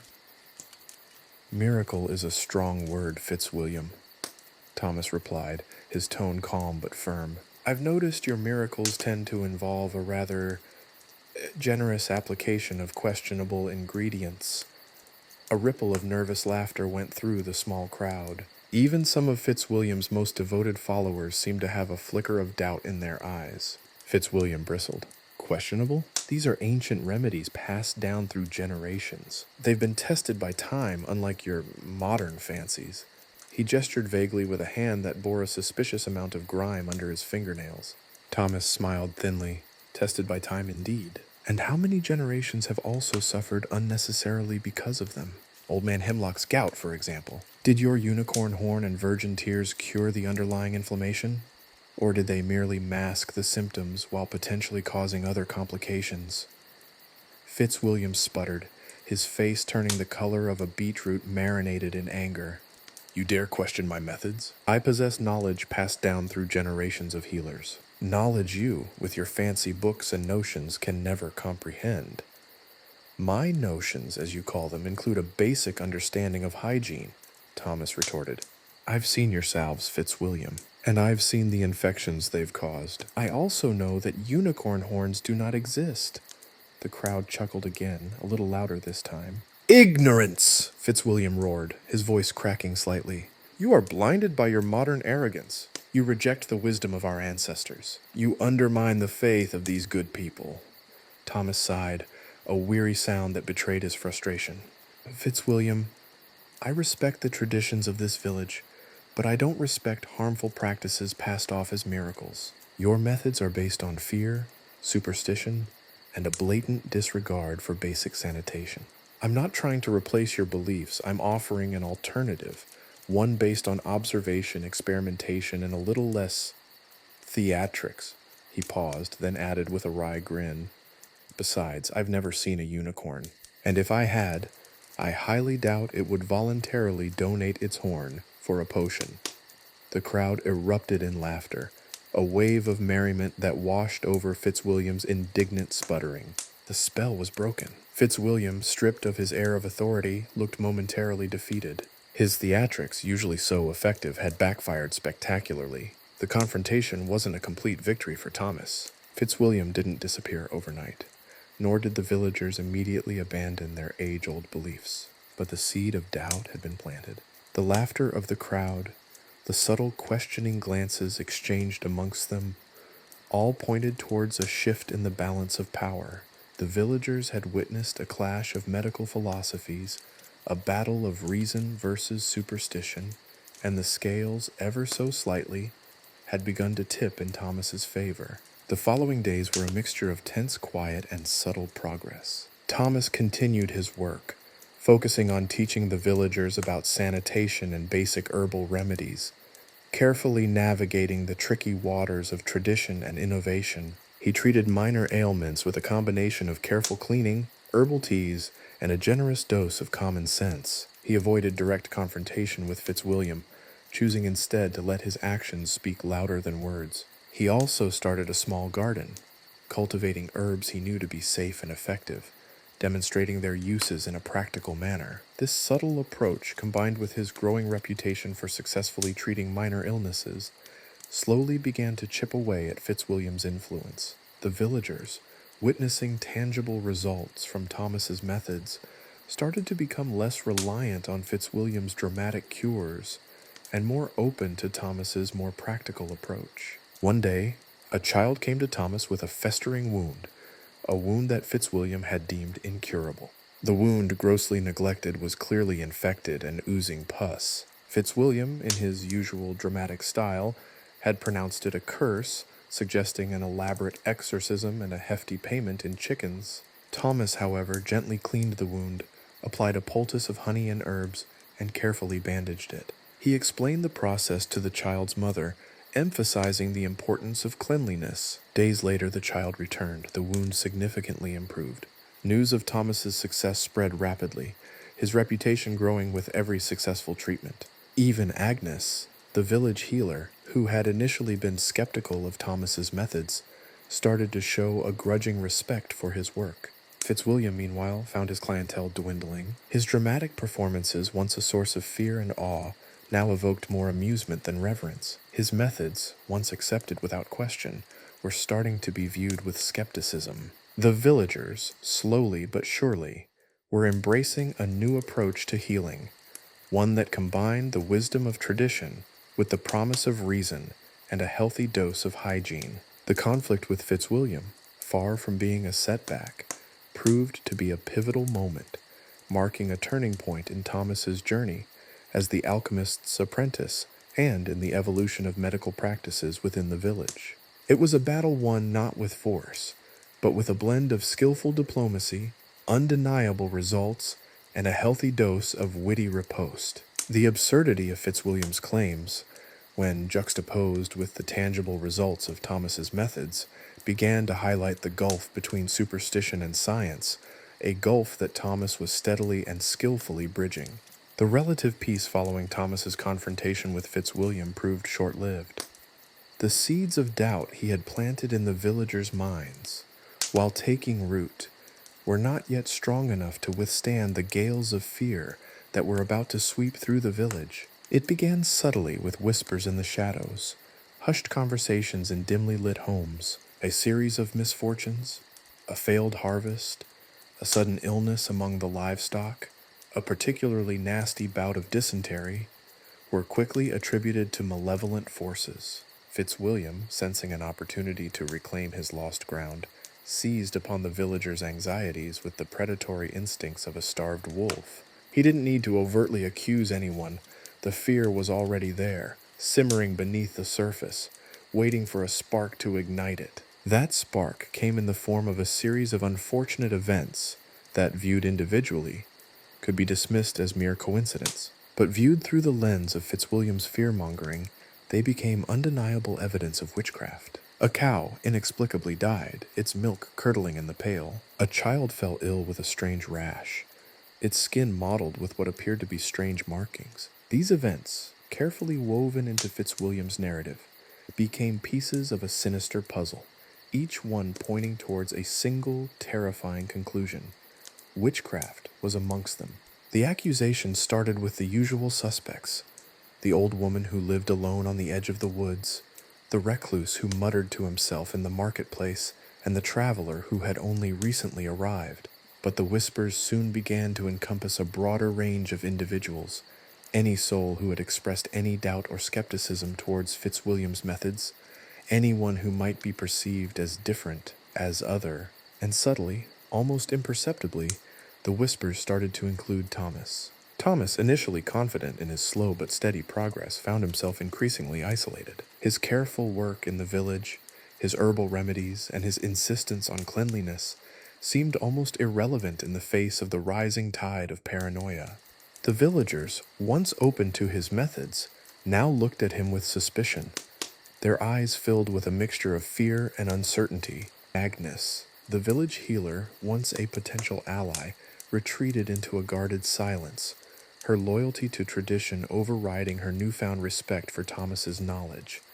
The escalating fear was palpable, a suffocating blanket that draped over the village. Even the children, normally boisterous and carefree, now played in hushed tones, their faces pale with apprehension. The usual sounds of laughter and chatter were replaced by a nervous silence, punctuated only by the crackling of the fires and the creaks of the old houses. The atmosphere was thick with a dread that permeated even the most mundane activities. Preparing a meal felt like a dangerous ritual, and sleep brought little respite, haunted by nightmares of shadowy figures and whispered accusations. One evening, Thomas found himself cornered in the apothecary, surrounded by a group of villagers whose faces were twisted with fear and anger. Their leader, a burly farmer named Giles, whose normally jovial demeanor was replaced by a harshness that was unsettling, accused Thomas of consorting with dark forces. They presented him with a collection of so-called evidence, items twisted and interpreted to fit Fitzwilliam's narrative. A dried herb found near Thomas's garden was declared a witch's ingredient. A peculiar mark on a piece of parchment from his notebook was labeled a demonic sigil. The accusations, absurd as they were, carried the weight of fear and superstition, making it impossible for Thomas to counter them with logic and reason. The climax of the witch hunt was a nightmarish spectacle. A bonfire, fueled by fear and superstition, was erected in the village square. The accused, bound and terrified, were paraded before the villagers, forced to endure a chilling trial that relied on subjective interpretations and specious reasoning. Confessions were extracted through torture and intimidation, and the absence of a defense was taken as guilt.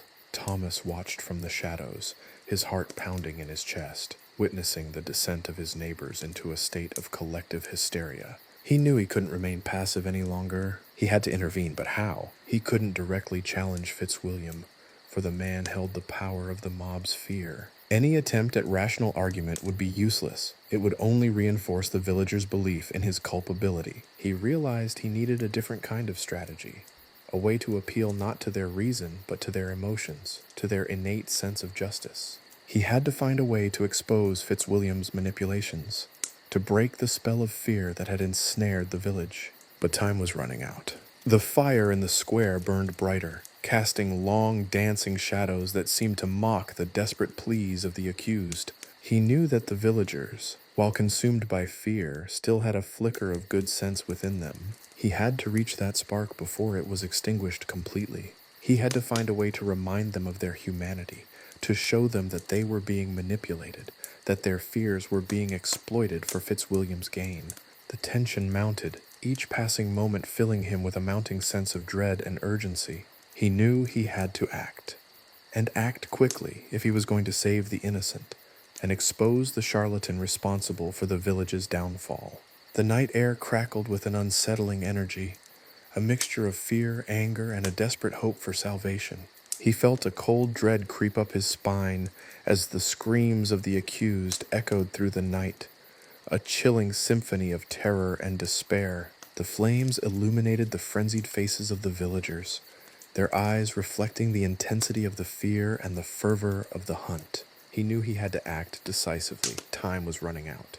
The fate of the village, and perhaps his own, hung precariously in the balance. The next chapter of the alchemist's apprentice's story would surely be one of confrontation and danger. The climax of the witch hunt was near, and Thomas, with all his wit and courage, needed to prepare for the ultimate showdown with Fitzwilliam and the fear he had unleashed upon the village. The air hummed with anticipation, the silence pregnant with the coming storm. Chapter 3. A Cure for Superstition?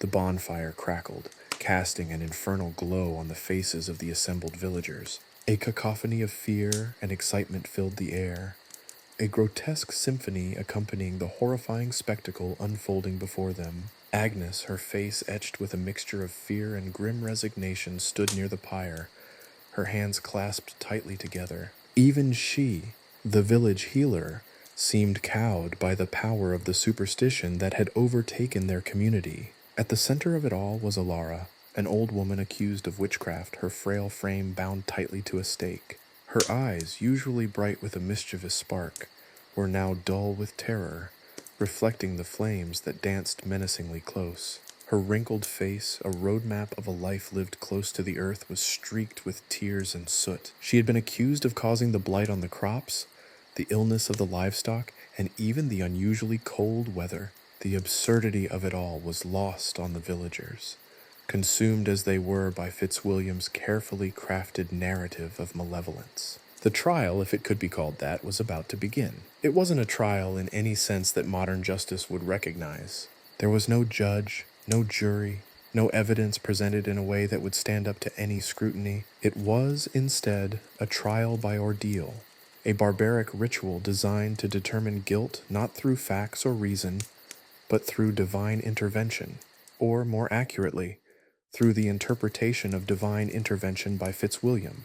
The first ordeal was the water test. Alara was bound and thrown into a nearby pond. The logic was breathtakingly simple.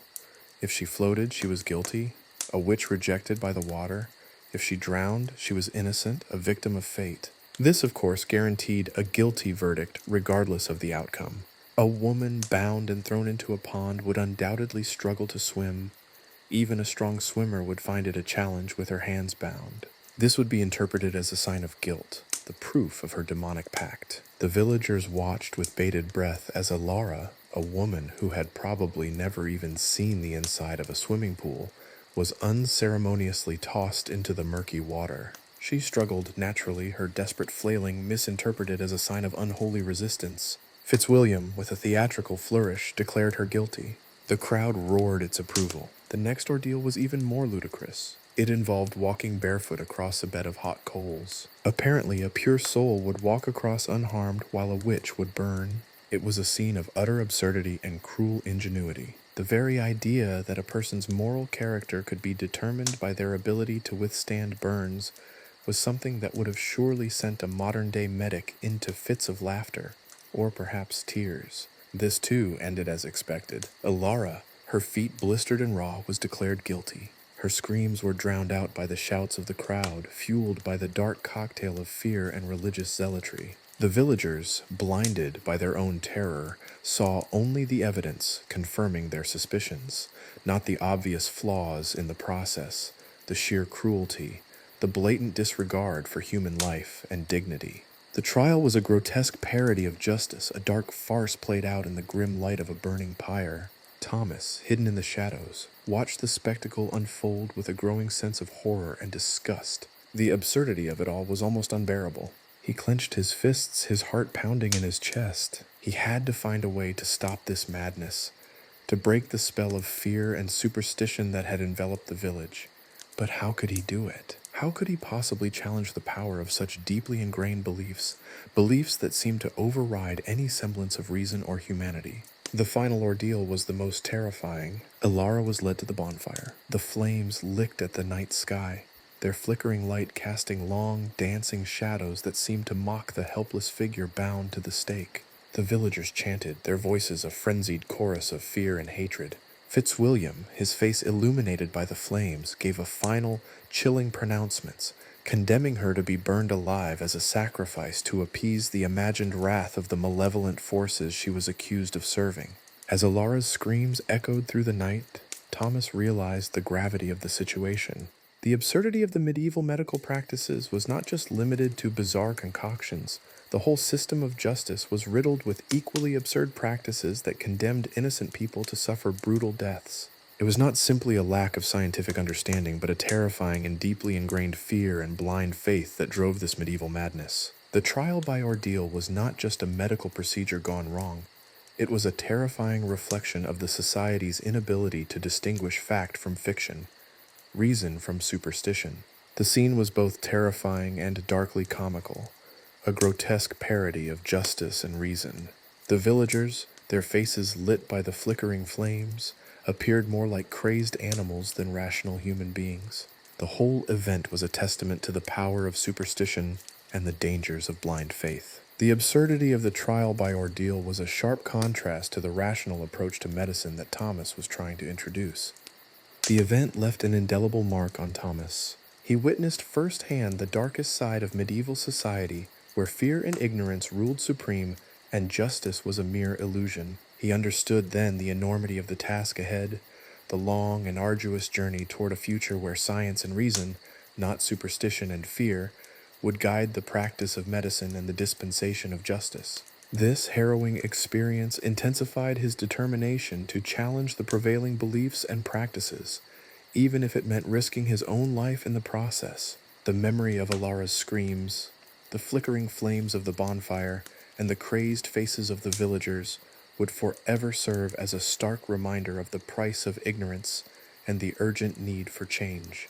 The night ended not with peace, but with a chilling silence broken only by the crackling embers of the pyre and the lingering scent of fear in the air. Thomas knew his work was far from over. He had to find a way to bring light to this village shrouded in darkness. The seeds of doubt, while planted, were still fragile, vulnerable to the wind of superstition. He had to nurture them, protect them, and grow them into a powerful force that could overthrow the tyranny of fear and ignorance. The fight was far from over. The embers of the pyre still glowed faintly, casting long, skeletal shadows that danced mockingly across the ravaged landscape of the village square.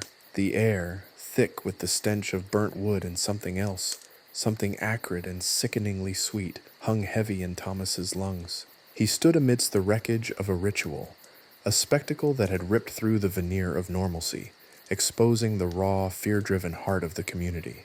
The silence was deafening, a stark contrast to the frenzied chaos that had preceded it. He could almost hear the echoes of Ilara's screams, a chilling counterpoint to the crackling embers. He hadn't been able to stop it, not entirely. He'd watched, helpless as the villagers, their faces contorted in a terrifying blend of religious fervor and primal fear, had carried out their gruesome judgment. Fitzwilliam, basking in the grim satisfaction of his victory, had surveyed the scene with the chilling self-assurance of a man convinced of his own righteousness. But Thomas wasn't ready to surrender to despair. He couldn't, not yet. The seed of doubt planted amidst the horror had taken root, however fragile. The absurd nature of the ordeal, the gaping holes in Fitzwilliam's so-called evidence, the blatant disregard for human life. These things gnawed at the edges of the villagers' minds, even as they clung to the comforting lie of their own innocence. He knew he had to act, and act quickly. The villagers' belief in Fitzwilliam's pronouncements was not merely religious fanaticism. It was also rooted in a deep-seated fear of the unknown, a fear that had been expertly manipulated and weaponized. He had to exploit that fear to turn it against itself. He started subtly approaching small groups of villagers, each interaction carefully calibrated. He didn't directly challenge Fitzwilliam or his pronouncements, not yet. That would be suicide. Instead, he employed the strategy of a seasoned physician, his approach as meticulous and precise as any surgical procedure. He began by questioning the efficacy of their traditional cures. He asked about the weather-related ailments, carefully pointing out that the blight affected only certain crops, suggesting a natural cause like pest infestation rather than a malevolent curse. He spoke of the livestock illness, drawing their attention to similarities with known diseases affecting animals, all while subtly undermining Fitzwilliam's pronouncements of demonic affliction. He even subtly introduced the concept of observation and experimentation, presenting simple, logical explanations for phenomena that had been previously attributed to witchcraft. This wasn't about dispensing advanced medical knowledge. Medieval medicine had its own limitations. Even Thomas's understanding was far from modern standards. But it was about introducing the concept of rational inquiry, a stark contrast to the blind faith that ruled their world.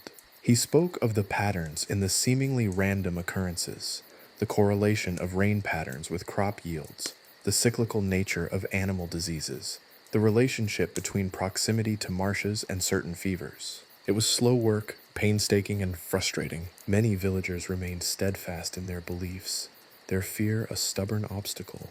But little by little, cracks appeared in the wall of superstition. Doubt, like a persistent weed, began to push through the hardened soil of faith. He observed subtle shifts in body language, the hesitations, the furtive glances exchanged between villagers, the questions whispered in hushed tones. He saw the beginnings of a critical thought, the germination of reason in the fertile ground of fear. His actions, however, didn't go unnoticed by Fitzwilliam and the village elders. They saw him as a threat, a harbinger of heresy, undermining their authority and the very foundation of their societal order. Fitzwilliam, a master manipulator, used the fear of the unknown and the villagers' religious zeal to counter Thomas's actions. He painted Thomas as a heretic, a dangerous individual who threatened their salvation by challenging their divinely ordained beliefs. The conflict escalated. A town meeting, hastily convened under the ominous shadow of the still smoldering pyre, saw Thomas facing Fitzwilliam and the elders in a heated confrontation. The air crackled with tension, a far cry from the muted fear of the previous night. This time, it was a clash of ideologies, a confrontation between faith and reason, superstition and knowledge. Fitzwilliam, sensing his weakening grip on the villagers, resorted to intimidation tactics. He accused Thomas of poisoning the minds of the people, sowing discord, and undermining their faith in God. He presented his own evidence, twisted interpretations of natural phenomena, designed to solidify the villagers' belief in his power and the malevolent force behind the recent calamities. His rhetoric was powerful, laced with the intoxicating blend of religious authority and fear-mongering. But Thomas held his ground. He wasn't a skilled orator, unlike Fitzwilliam. His voice wasn't booming and captivating. His words weren't draped in the velvet cloak of religious dogma. But his words were based on observation, on logic. He spoke of the absurdity of the ordeal, the logical fallacies in Fitzwilliam's arguments, and the blatant disregard for human life displayed during the trial. He presented alternative explanations for the village's misfortunes, explanations rooted in reason, however rudimentary, instead of superstition. The climax came when Thomas boldly presented a counter-theory for the village's misfortunes, a theory that was simple but profoundly impactful. He pointed to the village well, drawing attention to its proximity to a stagnant pool. He pointed out that the unusually cold weather was a known phenomenon linked to geographic location and weather patterns, while the crop blight could be attributed to a specific insect infestation. He described these in terms that the villagers could understand, linking them to similar scenarios that have been happening in nearby villages. The villagers, many of them struggling with the lingering questions and doubts planted in their minds during the previous days, listened with rapt attention. He demonstrated how the water from the well, contaminated due to its proximity to the stagnant pool, could lead to illness, linking the symptoms to the recent illnesses in the village. The villagers, always keen to find a simple, tangible reason for their misfortunes, began to understand. This was concrete, something they could see, something they could almost touch. It provided an alternative explanation that challenged the supernatural narrative. Thomas's words struck a chord, resonating with those who were already beginning to question their blind faith in Fitzwilliam. The wavering belief in the supernatural began to crack, leaving space for reason and logic to enter the picture. The confrontation ended not with a definitive victory, but with a stalemate, a crucial turning point in the battle against superstition. The seeds of doubt, now nourished by Thomas's intervention, had grown stronger. The villagers, though still apprehensive, were no longer completely under Fitzwilliam's sway. He had lost his absolute control over them. His authority, once absolute, was now challenged, fragile, and vulnerable. The fight for reason had begun. The future remained uncertain, but the first step towards a brighter, more rational future had been taken. The struggle was far from over, but the air now felt lighter, less dense with the suffocating weight of fear and superstition. The dawn of a new day, though still distant, was beginning to break through the dark clouds of medieval ignorance. The following days were a blur of feverish activity. Thomas, fueled by a potent cocktail of adrenaline and grim determination, worked tirelessly. He didn't have microscopes or petri dishes, no understanding of bacteria or viruses. His tools were rudimentary: observation, deduction, and a healthy dose of common sense, a rare commodity in a world governed by superstition. He meticulously examined the village well, its murky water a testament to years of neglect. The stagnant pool nearby, a breeding ground for disease vectors unseen by the naked eye, was a far more likely culprit than demonic possession. He collected samples of the water, comparing its appearance and smell to water from other, healthier wells in neighboring villages. The differences, though subtle to the untrained eye, were stark to Thomas. He then turned his attention to the victims of the illness. He carefully observed their symptoms: the fever, the chills, the painful abdominal cramps, the agonizing diarrhea.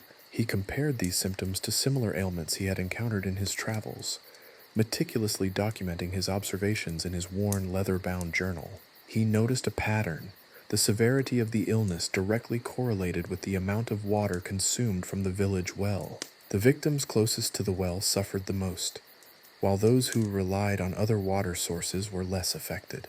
This correlation, though not scientific proof, provided compelling circumstantial evidence. The challenge was to convey this information to the villagers in a way they could understand. He couldn't simply tell them bacteria or contaminated water. Such concepts were far beyond their grasp. He had to weave his findings into the fabric of their existing worldview, a tapestry woven from religious beliefs and age-old traditions. He started with simple analogies, comparing the spread of illness to the spread of weeds in a neglected garden.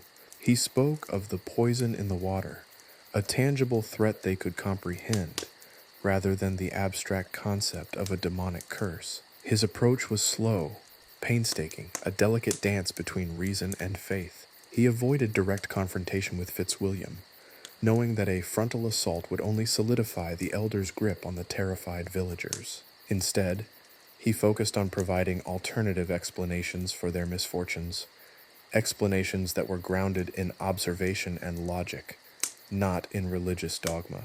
He held impromptu lectures in the village square, using simple demonstrations to illustrate his points. He showed them how stagnant water attracted insects and how these insects could carry disease. He demonstrated how boiling the water from the well rendered it safe, a simple solution with immediate, visible results. The effect was gradual but undeniable. Hesitantly at first, then with growing conviction, the villagers began to see the logic in his arguments. The turning point came during a particularly severe bout of illness. A young boy, the son of one of the village elders, fell gravely ill. Fitzwilliam naturally attributed the boy's condition to demonic forces, urging a renewed wave of fervent prayers and sacrifices. However, Thomas, seeing the pattern of symptoms, immediately suspected contaminated water. He boldly suggested that the boy be given boiled water instead of the usual well water. The villagers, caught between their traditional beliefs and their desperation to save the child, agreed. The results were remarkable. Within days, the boy began to recover. The stark contrast between Fitzwilliam's ineffective prayers and Thomas's simple, practical solution was undeniable. The villagers, witnessing this firsthand, began to question the foundations of their long-held beliefs. The seeds of doubt, carefully planted by Thomas, had finally taken root. Fitzwilliam's authority, once absolute, began to crumble. His pronouncements, once accepted as divine pronouncements, were now met with skepticism, even ridicule. The final blow came when Thomas, after weeks of painstaking work, discovered the source of the contamination.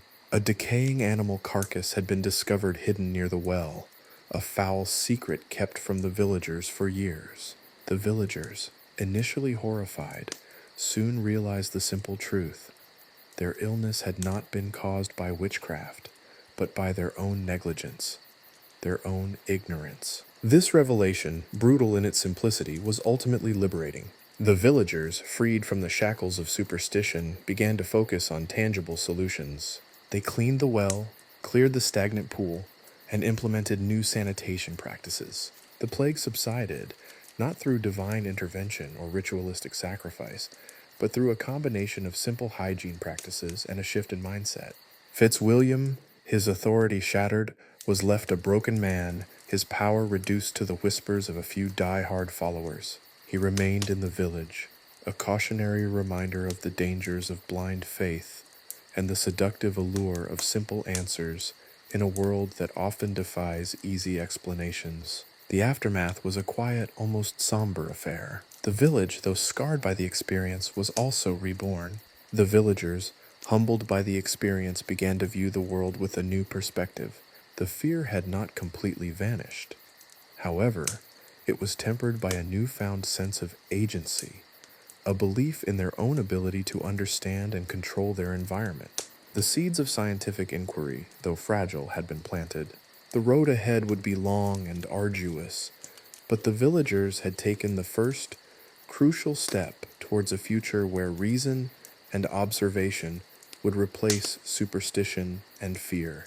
The events of the plague and its aftermath had a profound impact on the region. News of the village's recovery, attributed to Thomas's practical approach, spread like wildfire. Other villages grappling with similar outbreaks began to adopt similar sanitation practices. While the understanding of diseases remained limited, the incident served as a powerful demonstration of the importance of observation, logic, and the dangers of relying solely on superstition. Thomas's story, though not officially documented in any grand historical chronicles, became a part of the region's folklore, a reminder that even in the darkest ages, reason could prevail, even if only tentatively, and that the pursuit of understanding, however limited by available technology, was worth the struggle. He became a legend, not as a miracle worker, but as a champion of common sense, a beacon of reason in a world desperately needing it, his legacy continuing to spread, carrying the whispers of scientific observation against the cacophony of medieval superstition and ignorance. His story became a testament to the resilience of human reason, a flickering candle against the looming darkness, the first spark in the arduous journey towards a modern understanding of medicine and health. The shift wasn't immediate, a sudden toppling of a centuries-old belief system. It was more akin to a slow, creeping erosion, a gradual crumbling of Fitzwilliam's authority, like a medieval castle slowly surrendering to the relentless assault of time and tide.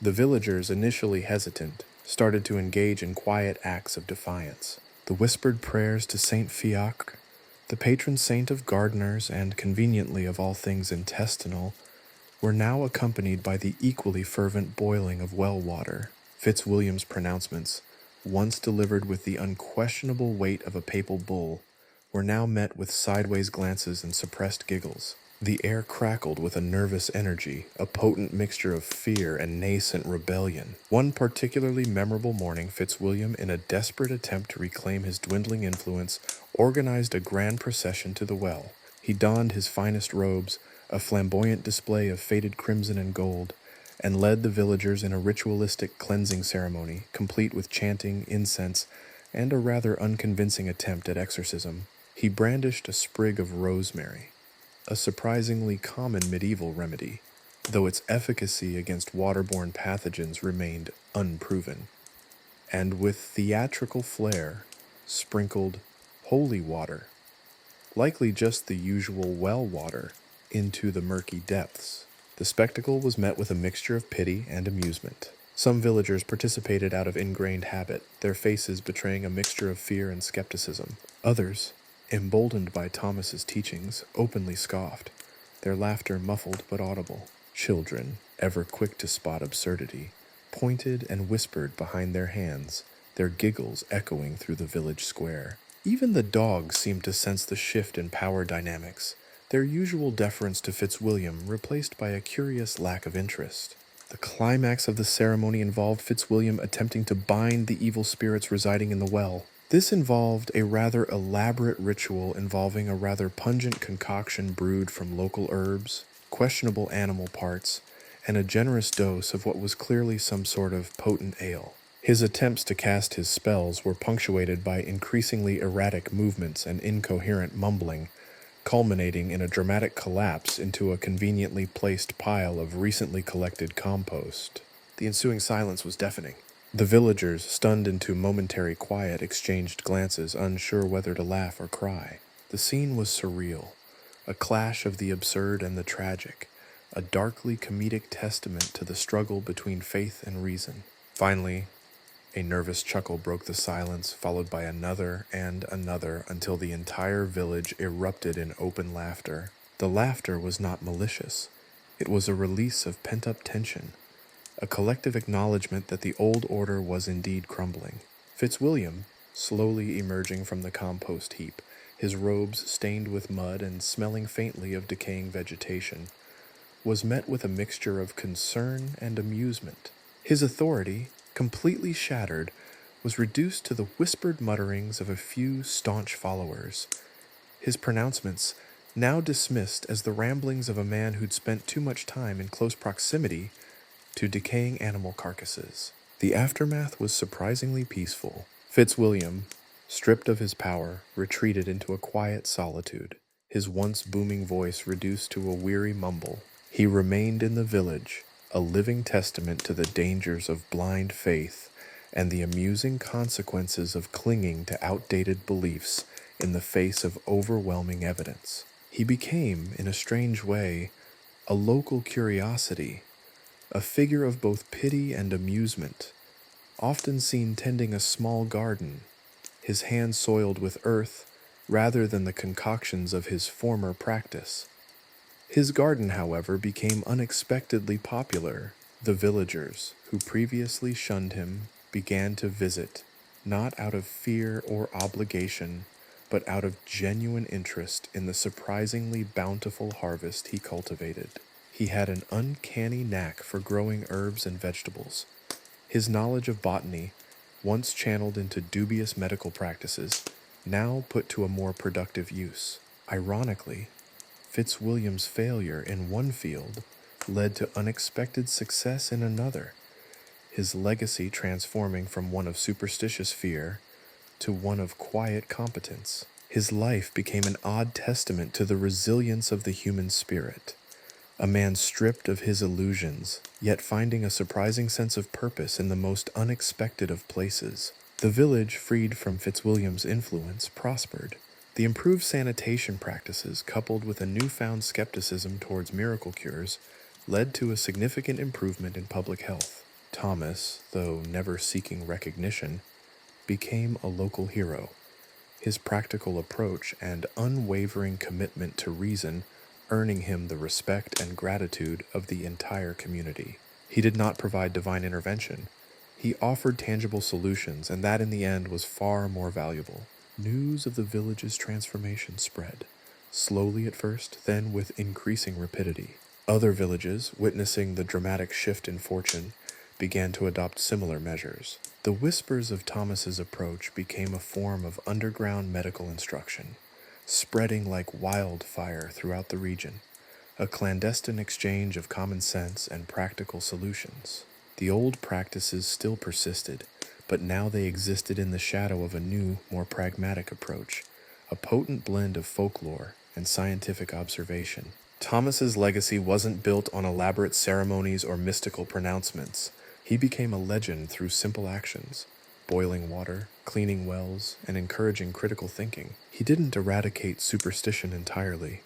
That was a battle for future generations. But he managed to create a space where reason could coexist, and perhaps even triumph, over blind faith. His quiet revolution, a testament to the power of observation and the darkly comedic absurdity of medieval medicine, became a crucial step in a long and arduous journey towards a more enlightened approach to health and well-being, a journey paved with the laughter and the lessons learned from a fallen sorcerer and his surprisingly fruitful garden. The story of Fitzwilliam's reckoning served as a cautionary tale, a darkly humorous reminder of the tenacity of tradition and the potential for change, however slow and incremental, when reason and common sense finally prevail.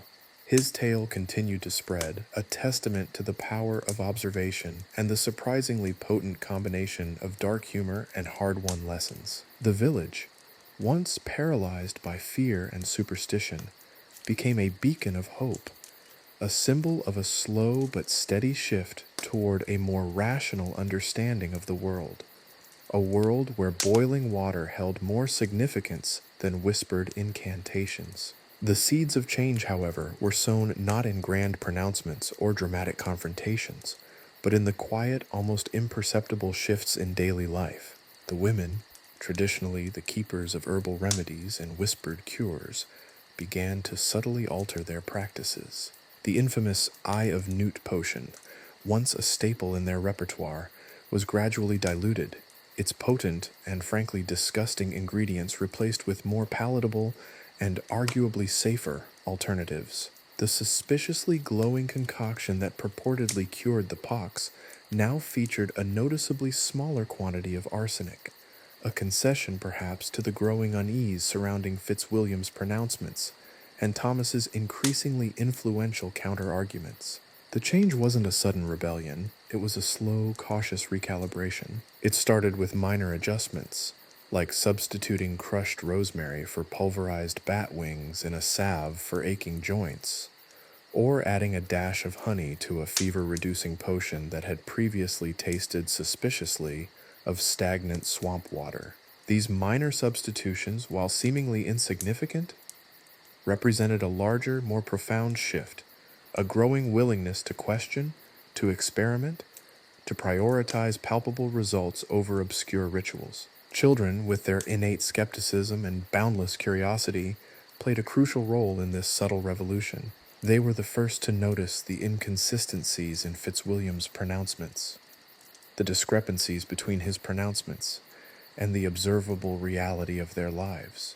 Their laughter, previously suppressed out of fear, now echoed freely through the village, a potent counterpoint to the somber pronouncements of the village sorcerer. They were the unwitting agents of change, their unfiltered observations undermining Fitzwilliam's authority, one giggle at a time.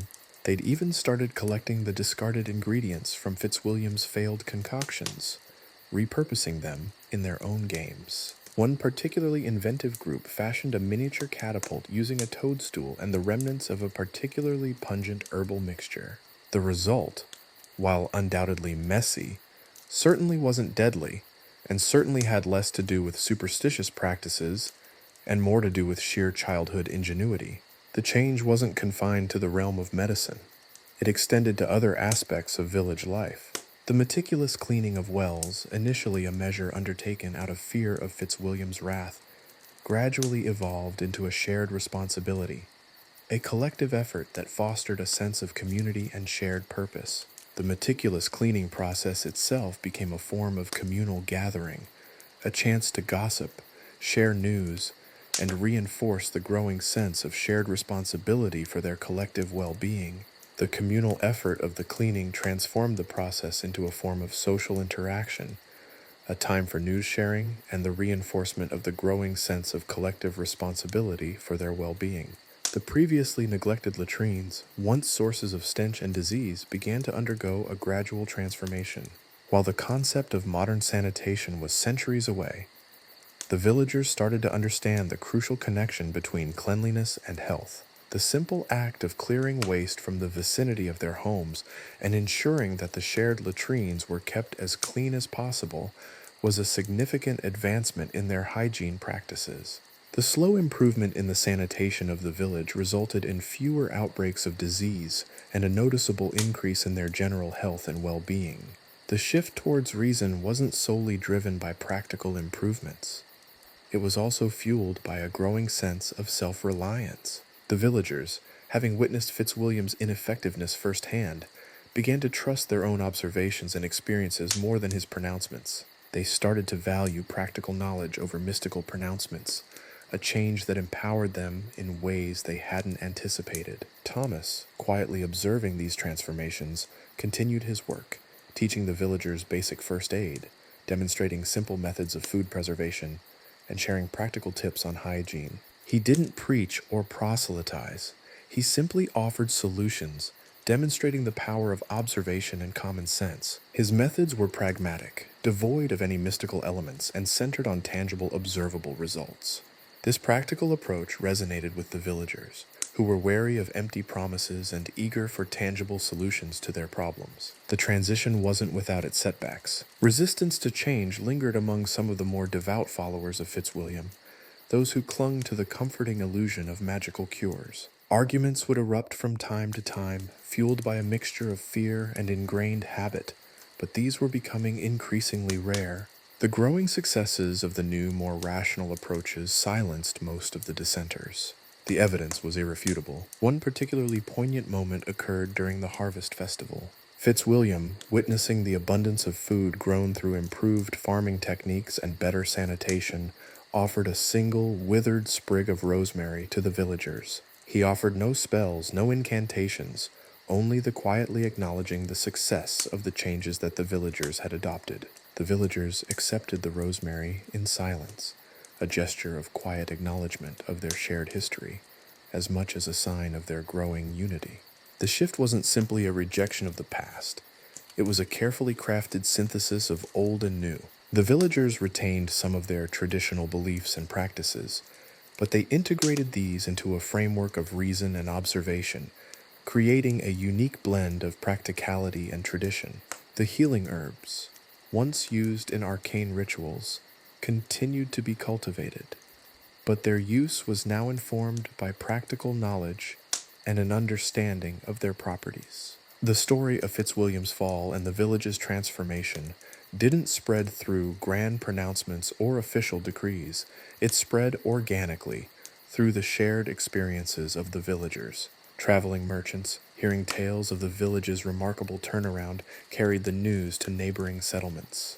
The villagers, emboldened by their success, actively shared their knowledge and methods, spreading a quiet revolution of practical solutions and common sense. By the end of the year, a palpable sense of optimism permeated the village. The health of the villagers had noticeably improved, the harvest was plentiful, and a renewed sense of community had taken root. The change hadn't been easy, and it hadn't erased superstition entirely, but it had created a space where reason and practicality could flourish, a space where laughter often superseded fear. The village stood as a testament to the resilience of the human spirit, a symbol of progress made not through grand pronouncements or miraculous interventions, but through the incremental steps of questioning, observing, and daring to embrace a more rational understanding of the world. The legacy of Fitzwilliam, once synonymous with fear and superstition, now served as a cautionary tale, a darkly humorous reminder of the pitfalls of blind faith and the surprising power of common sense. His story, woven into the fabric of village life, became a testament to the enduring human capacity for adaptation, a testament to the slow, gradual, often hilarious triumph of reason over superstition. his surprisingly bountiful garden, tended with a newfound humility, continued to flourish, a symbol of the unexpected fruits of change. The once fear-ridden village was now a hub of community, cooperation, and the quiet but profound understanding that boiled water, in many instances, was far more effective than whispered spells. Their tale served as a poignant reminder that progress, while often slow and incremental, can emerge from the most unexpected of places and the most absurd of circumstances. The laughter, the shared experiences, and the simple act of boiling water, these were the true seeds of change, seeds that bloomed into a more enlightened, healthier, and surprisingly humorous future.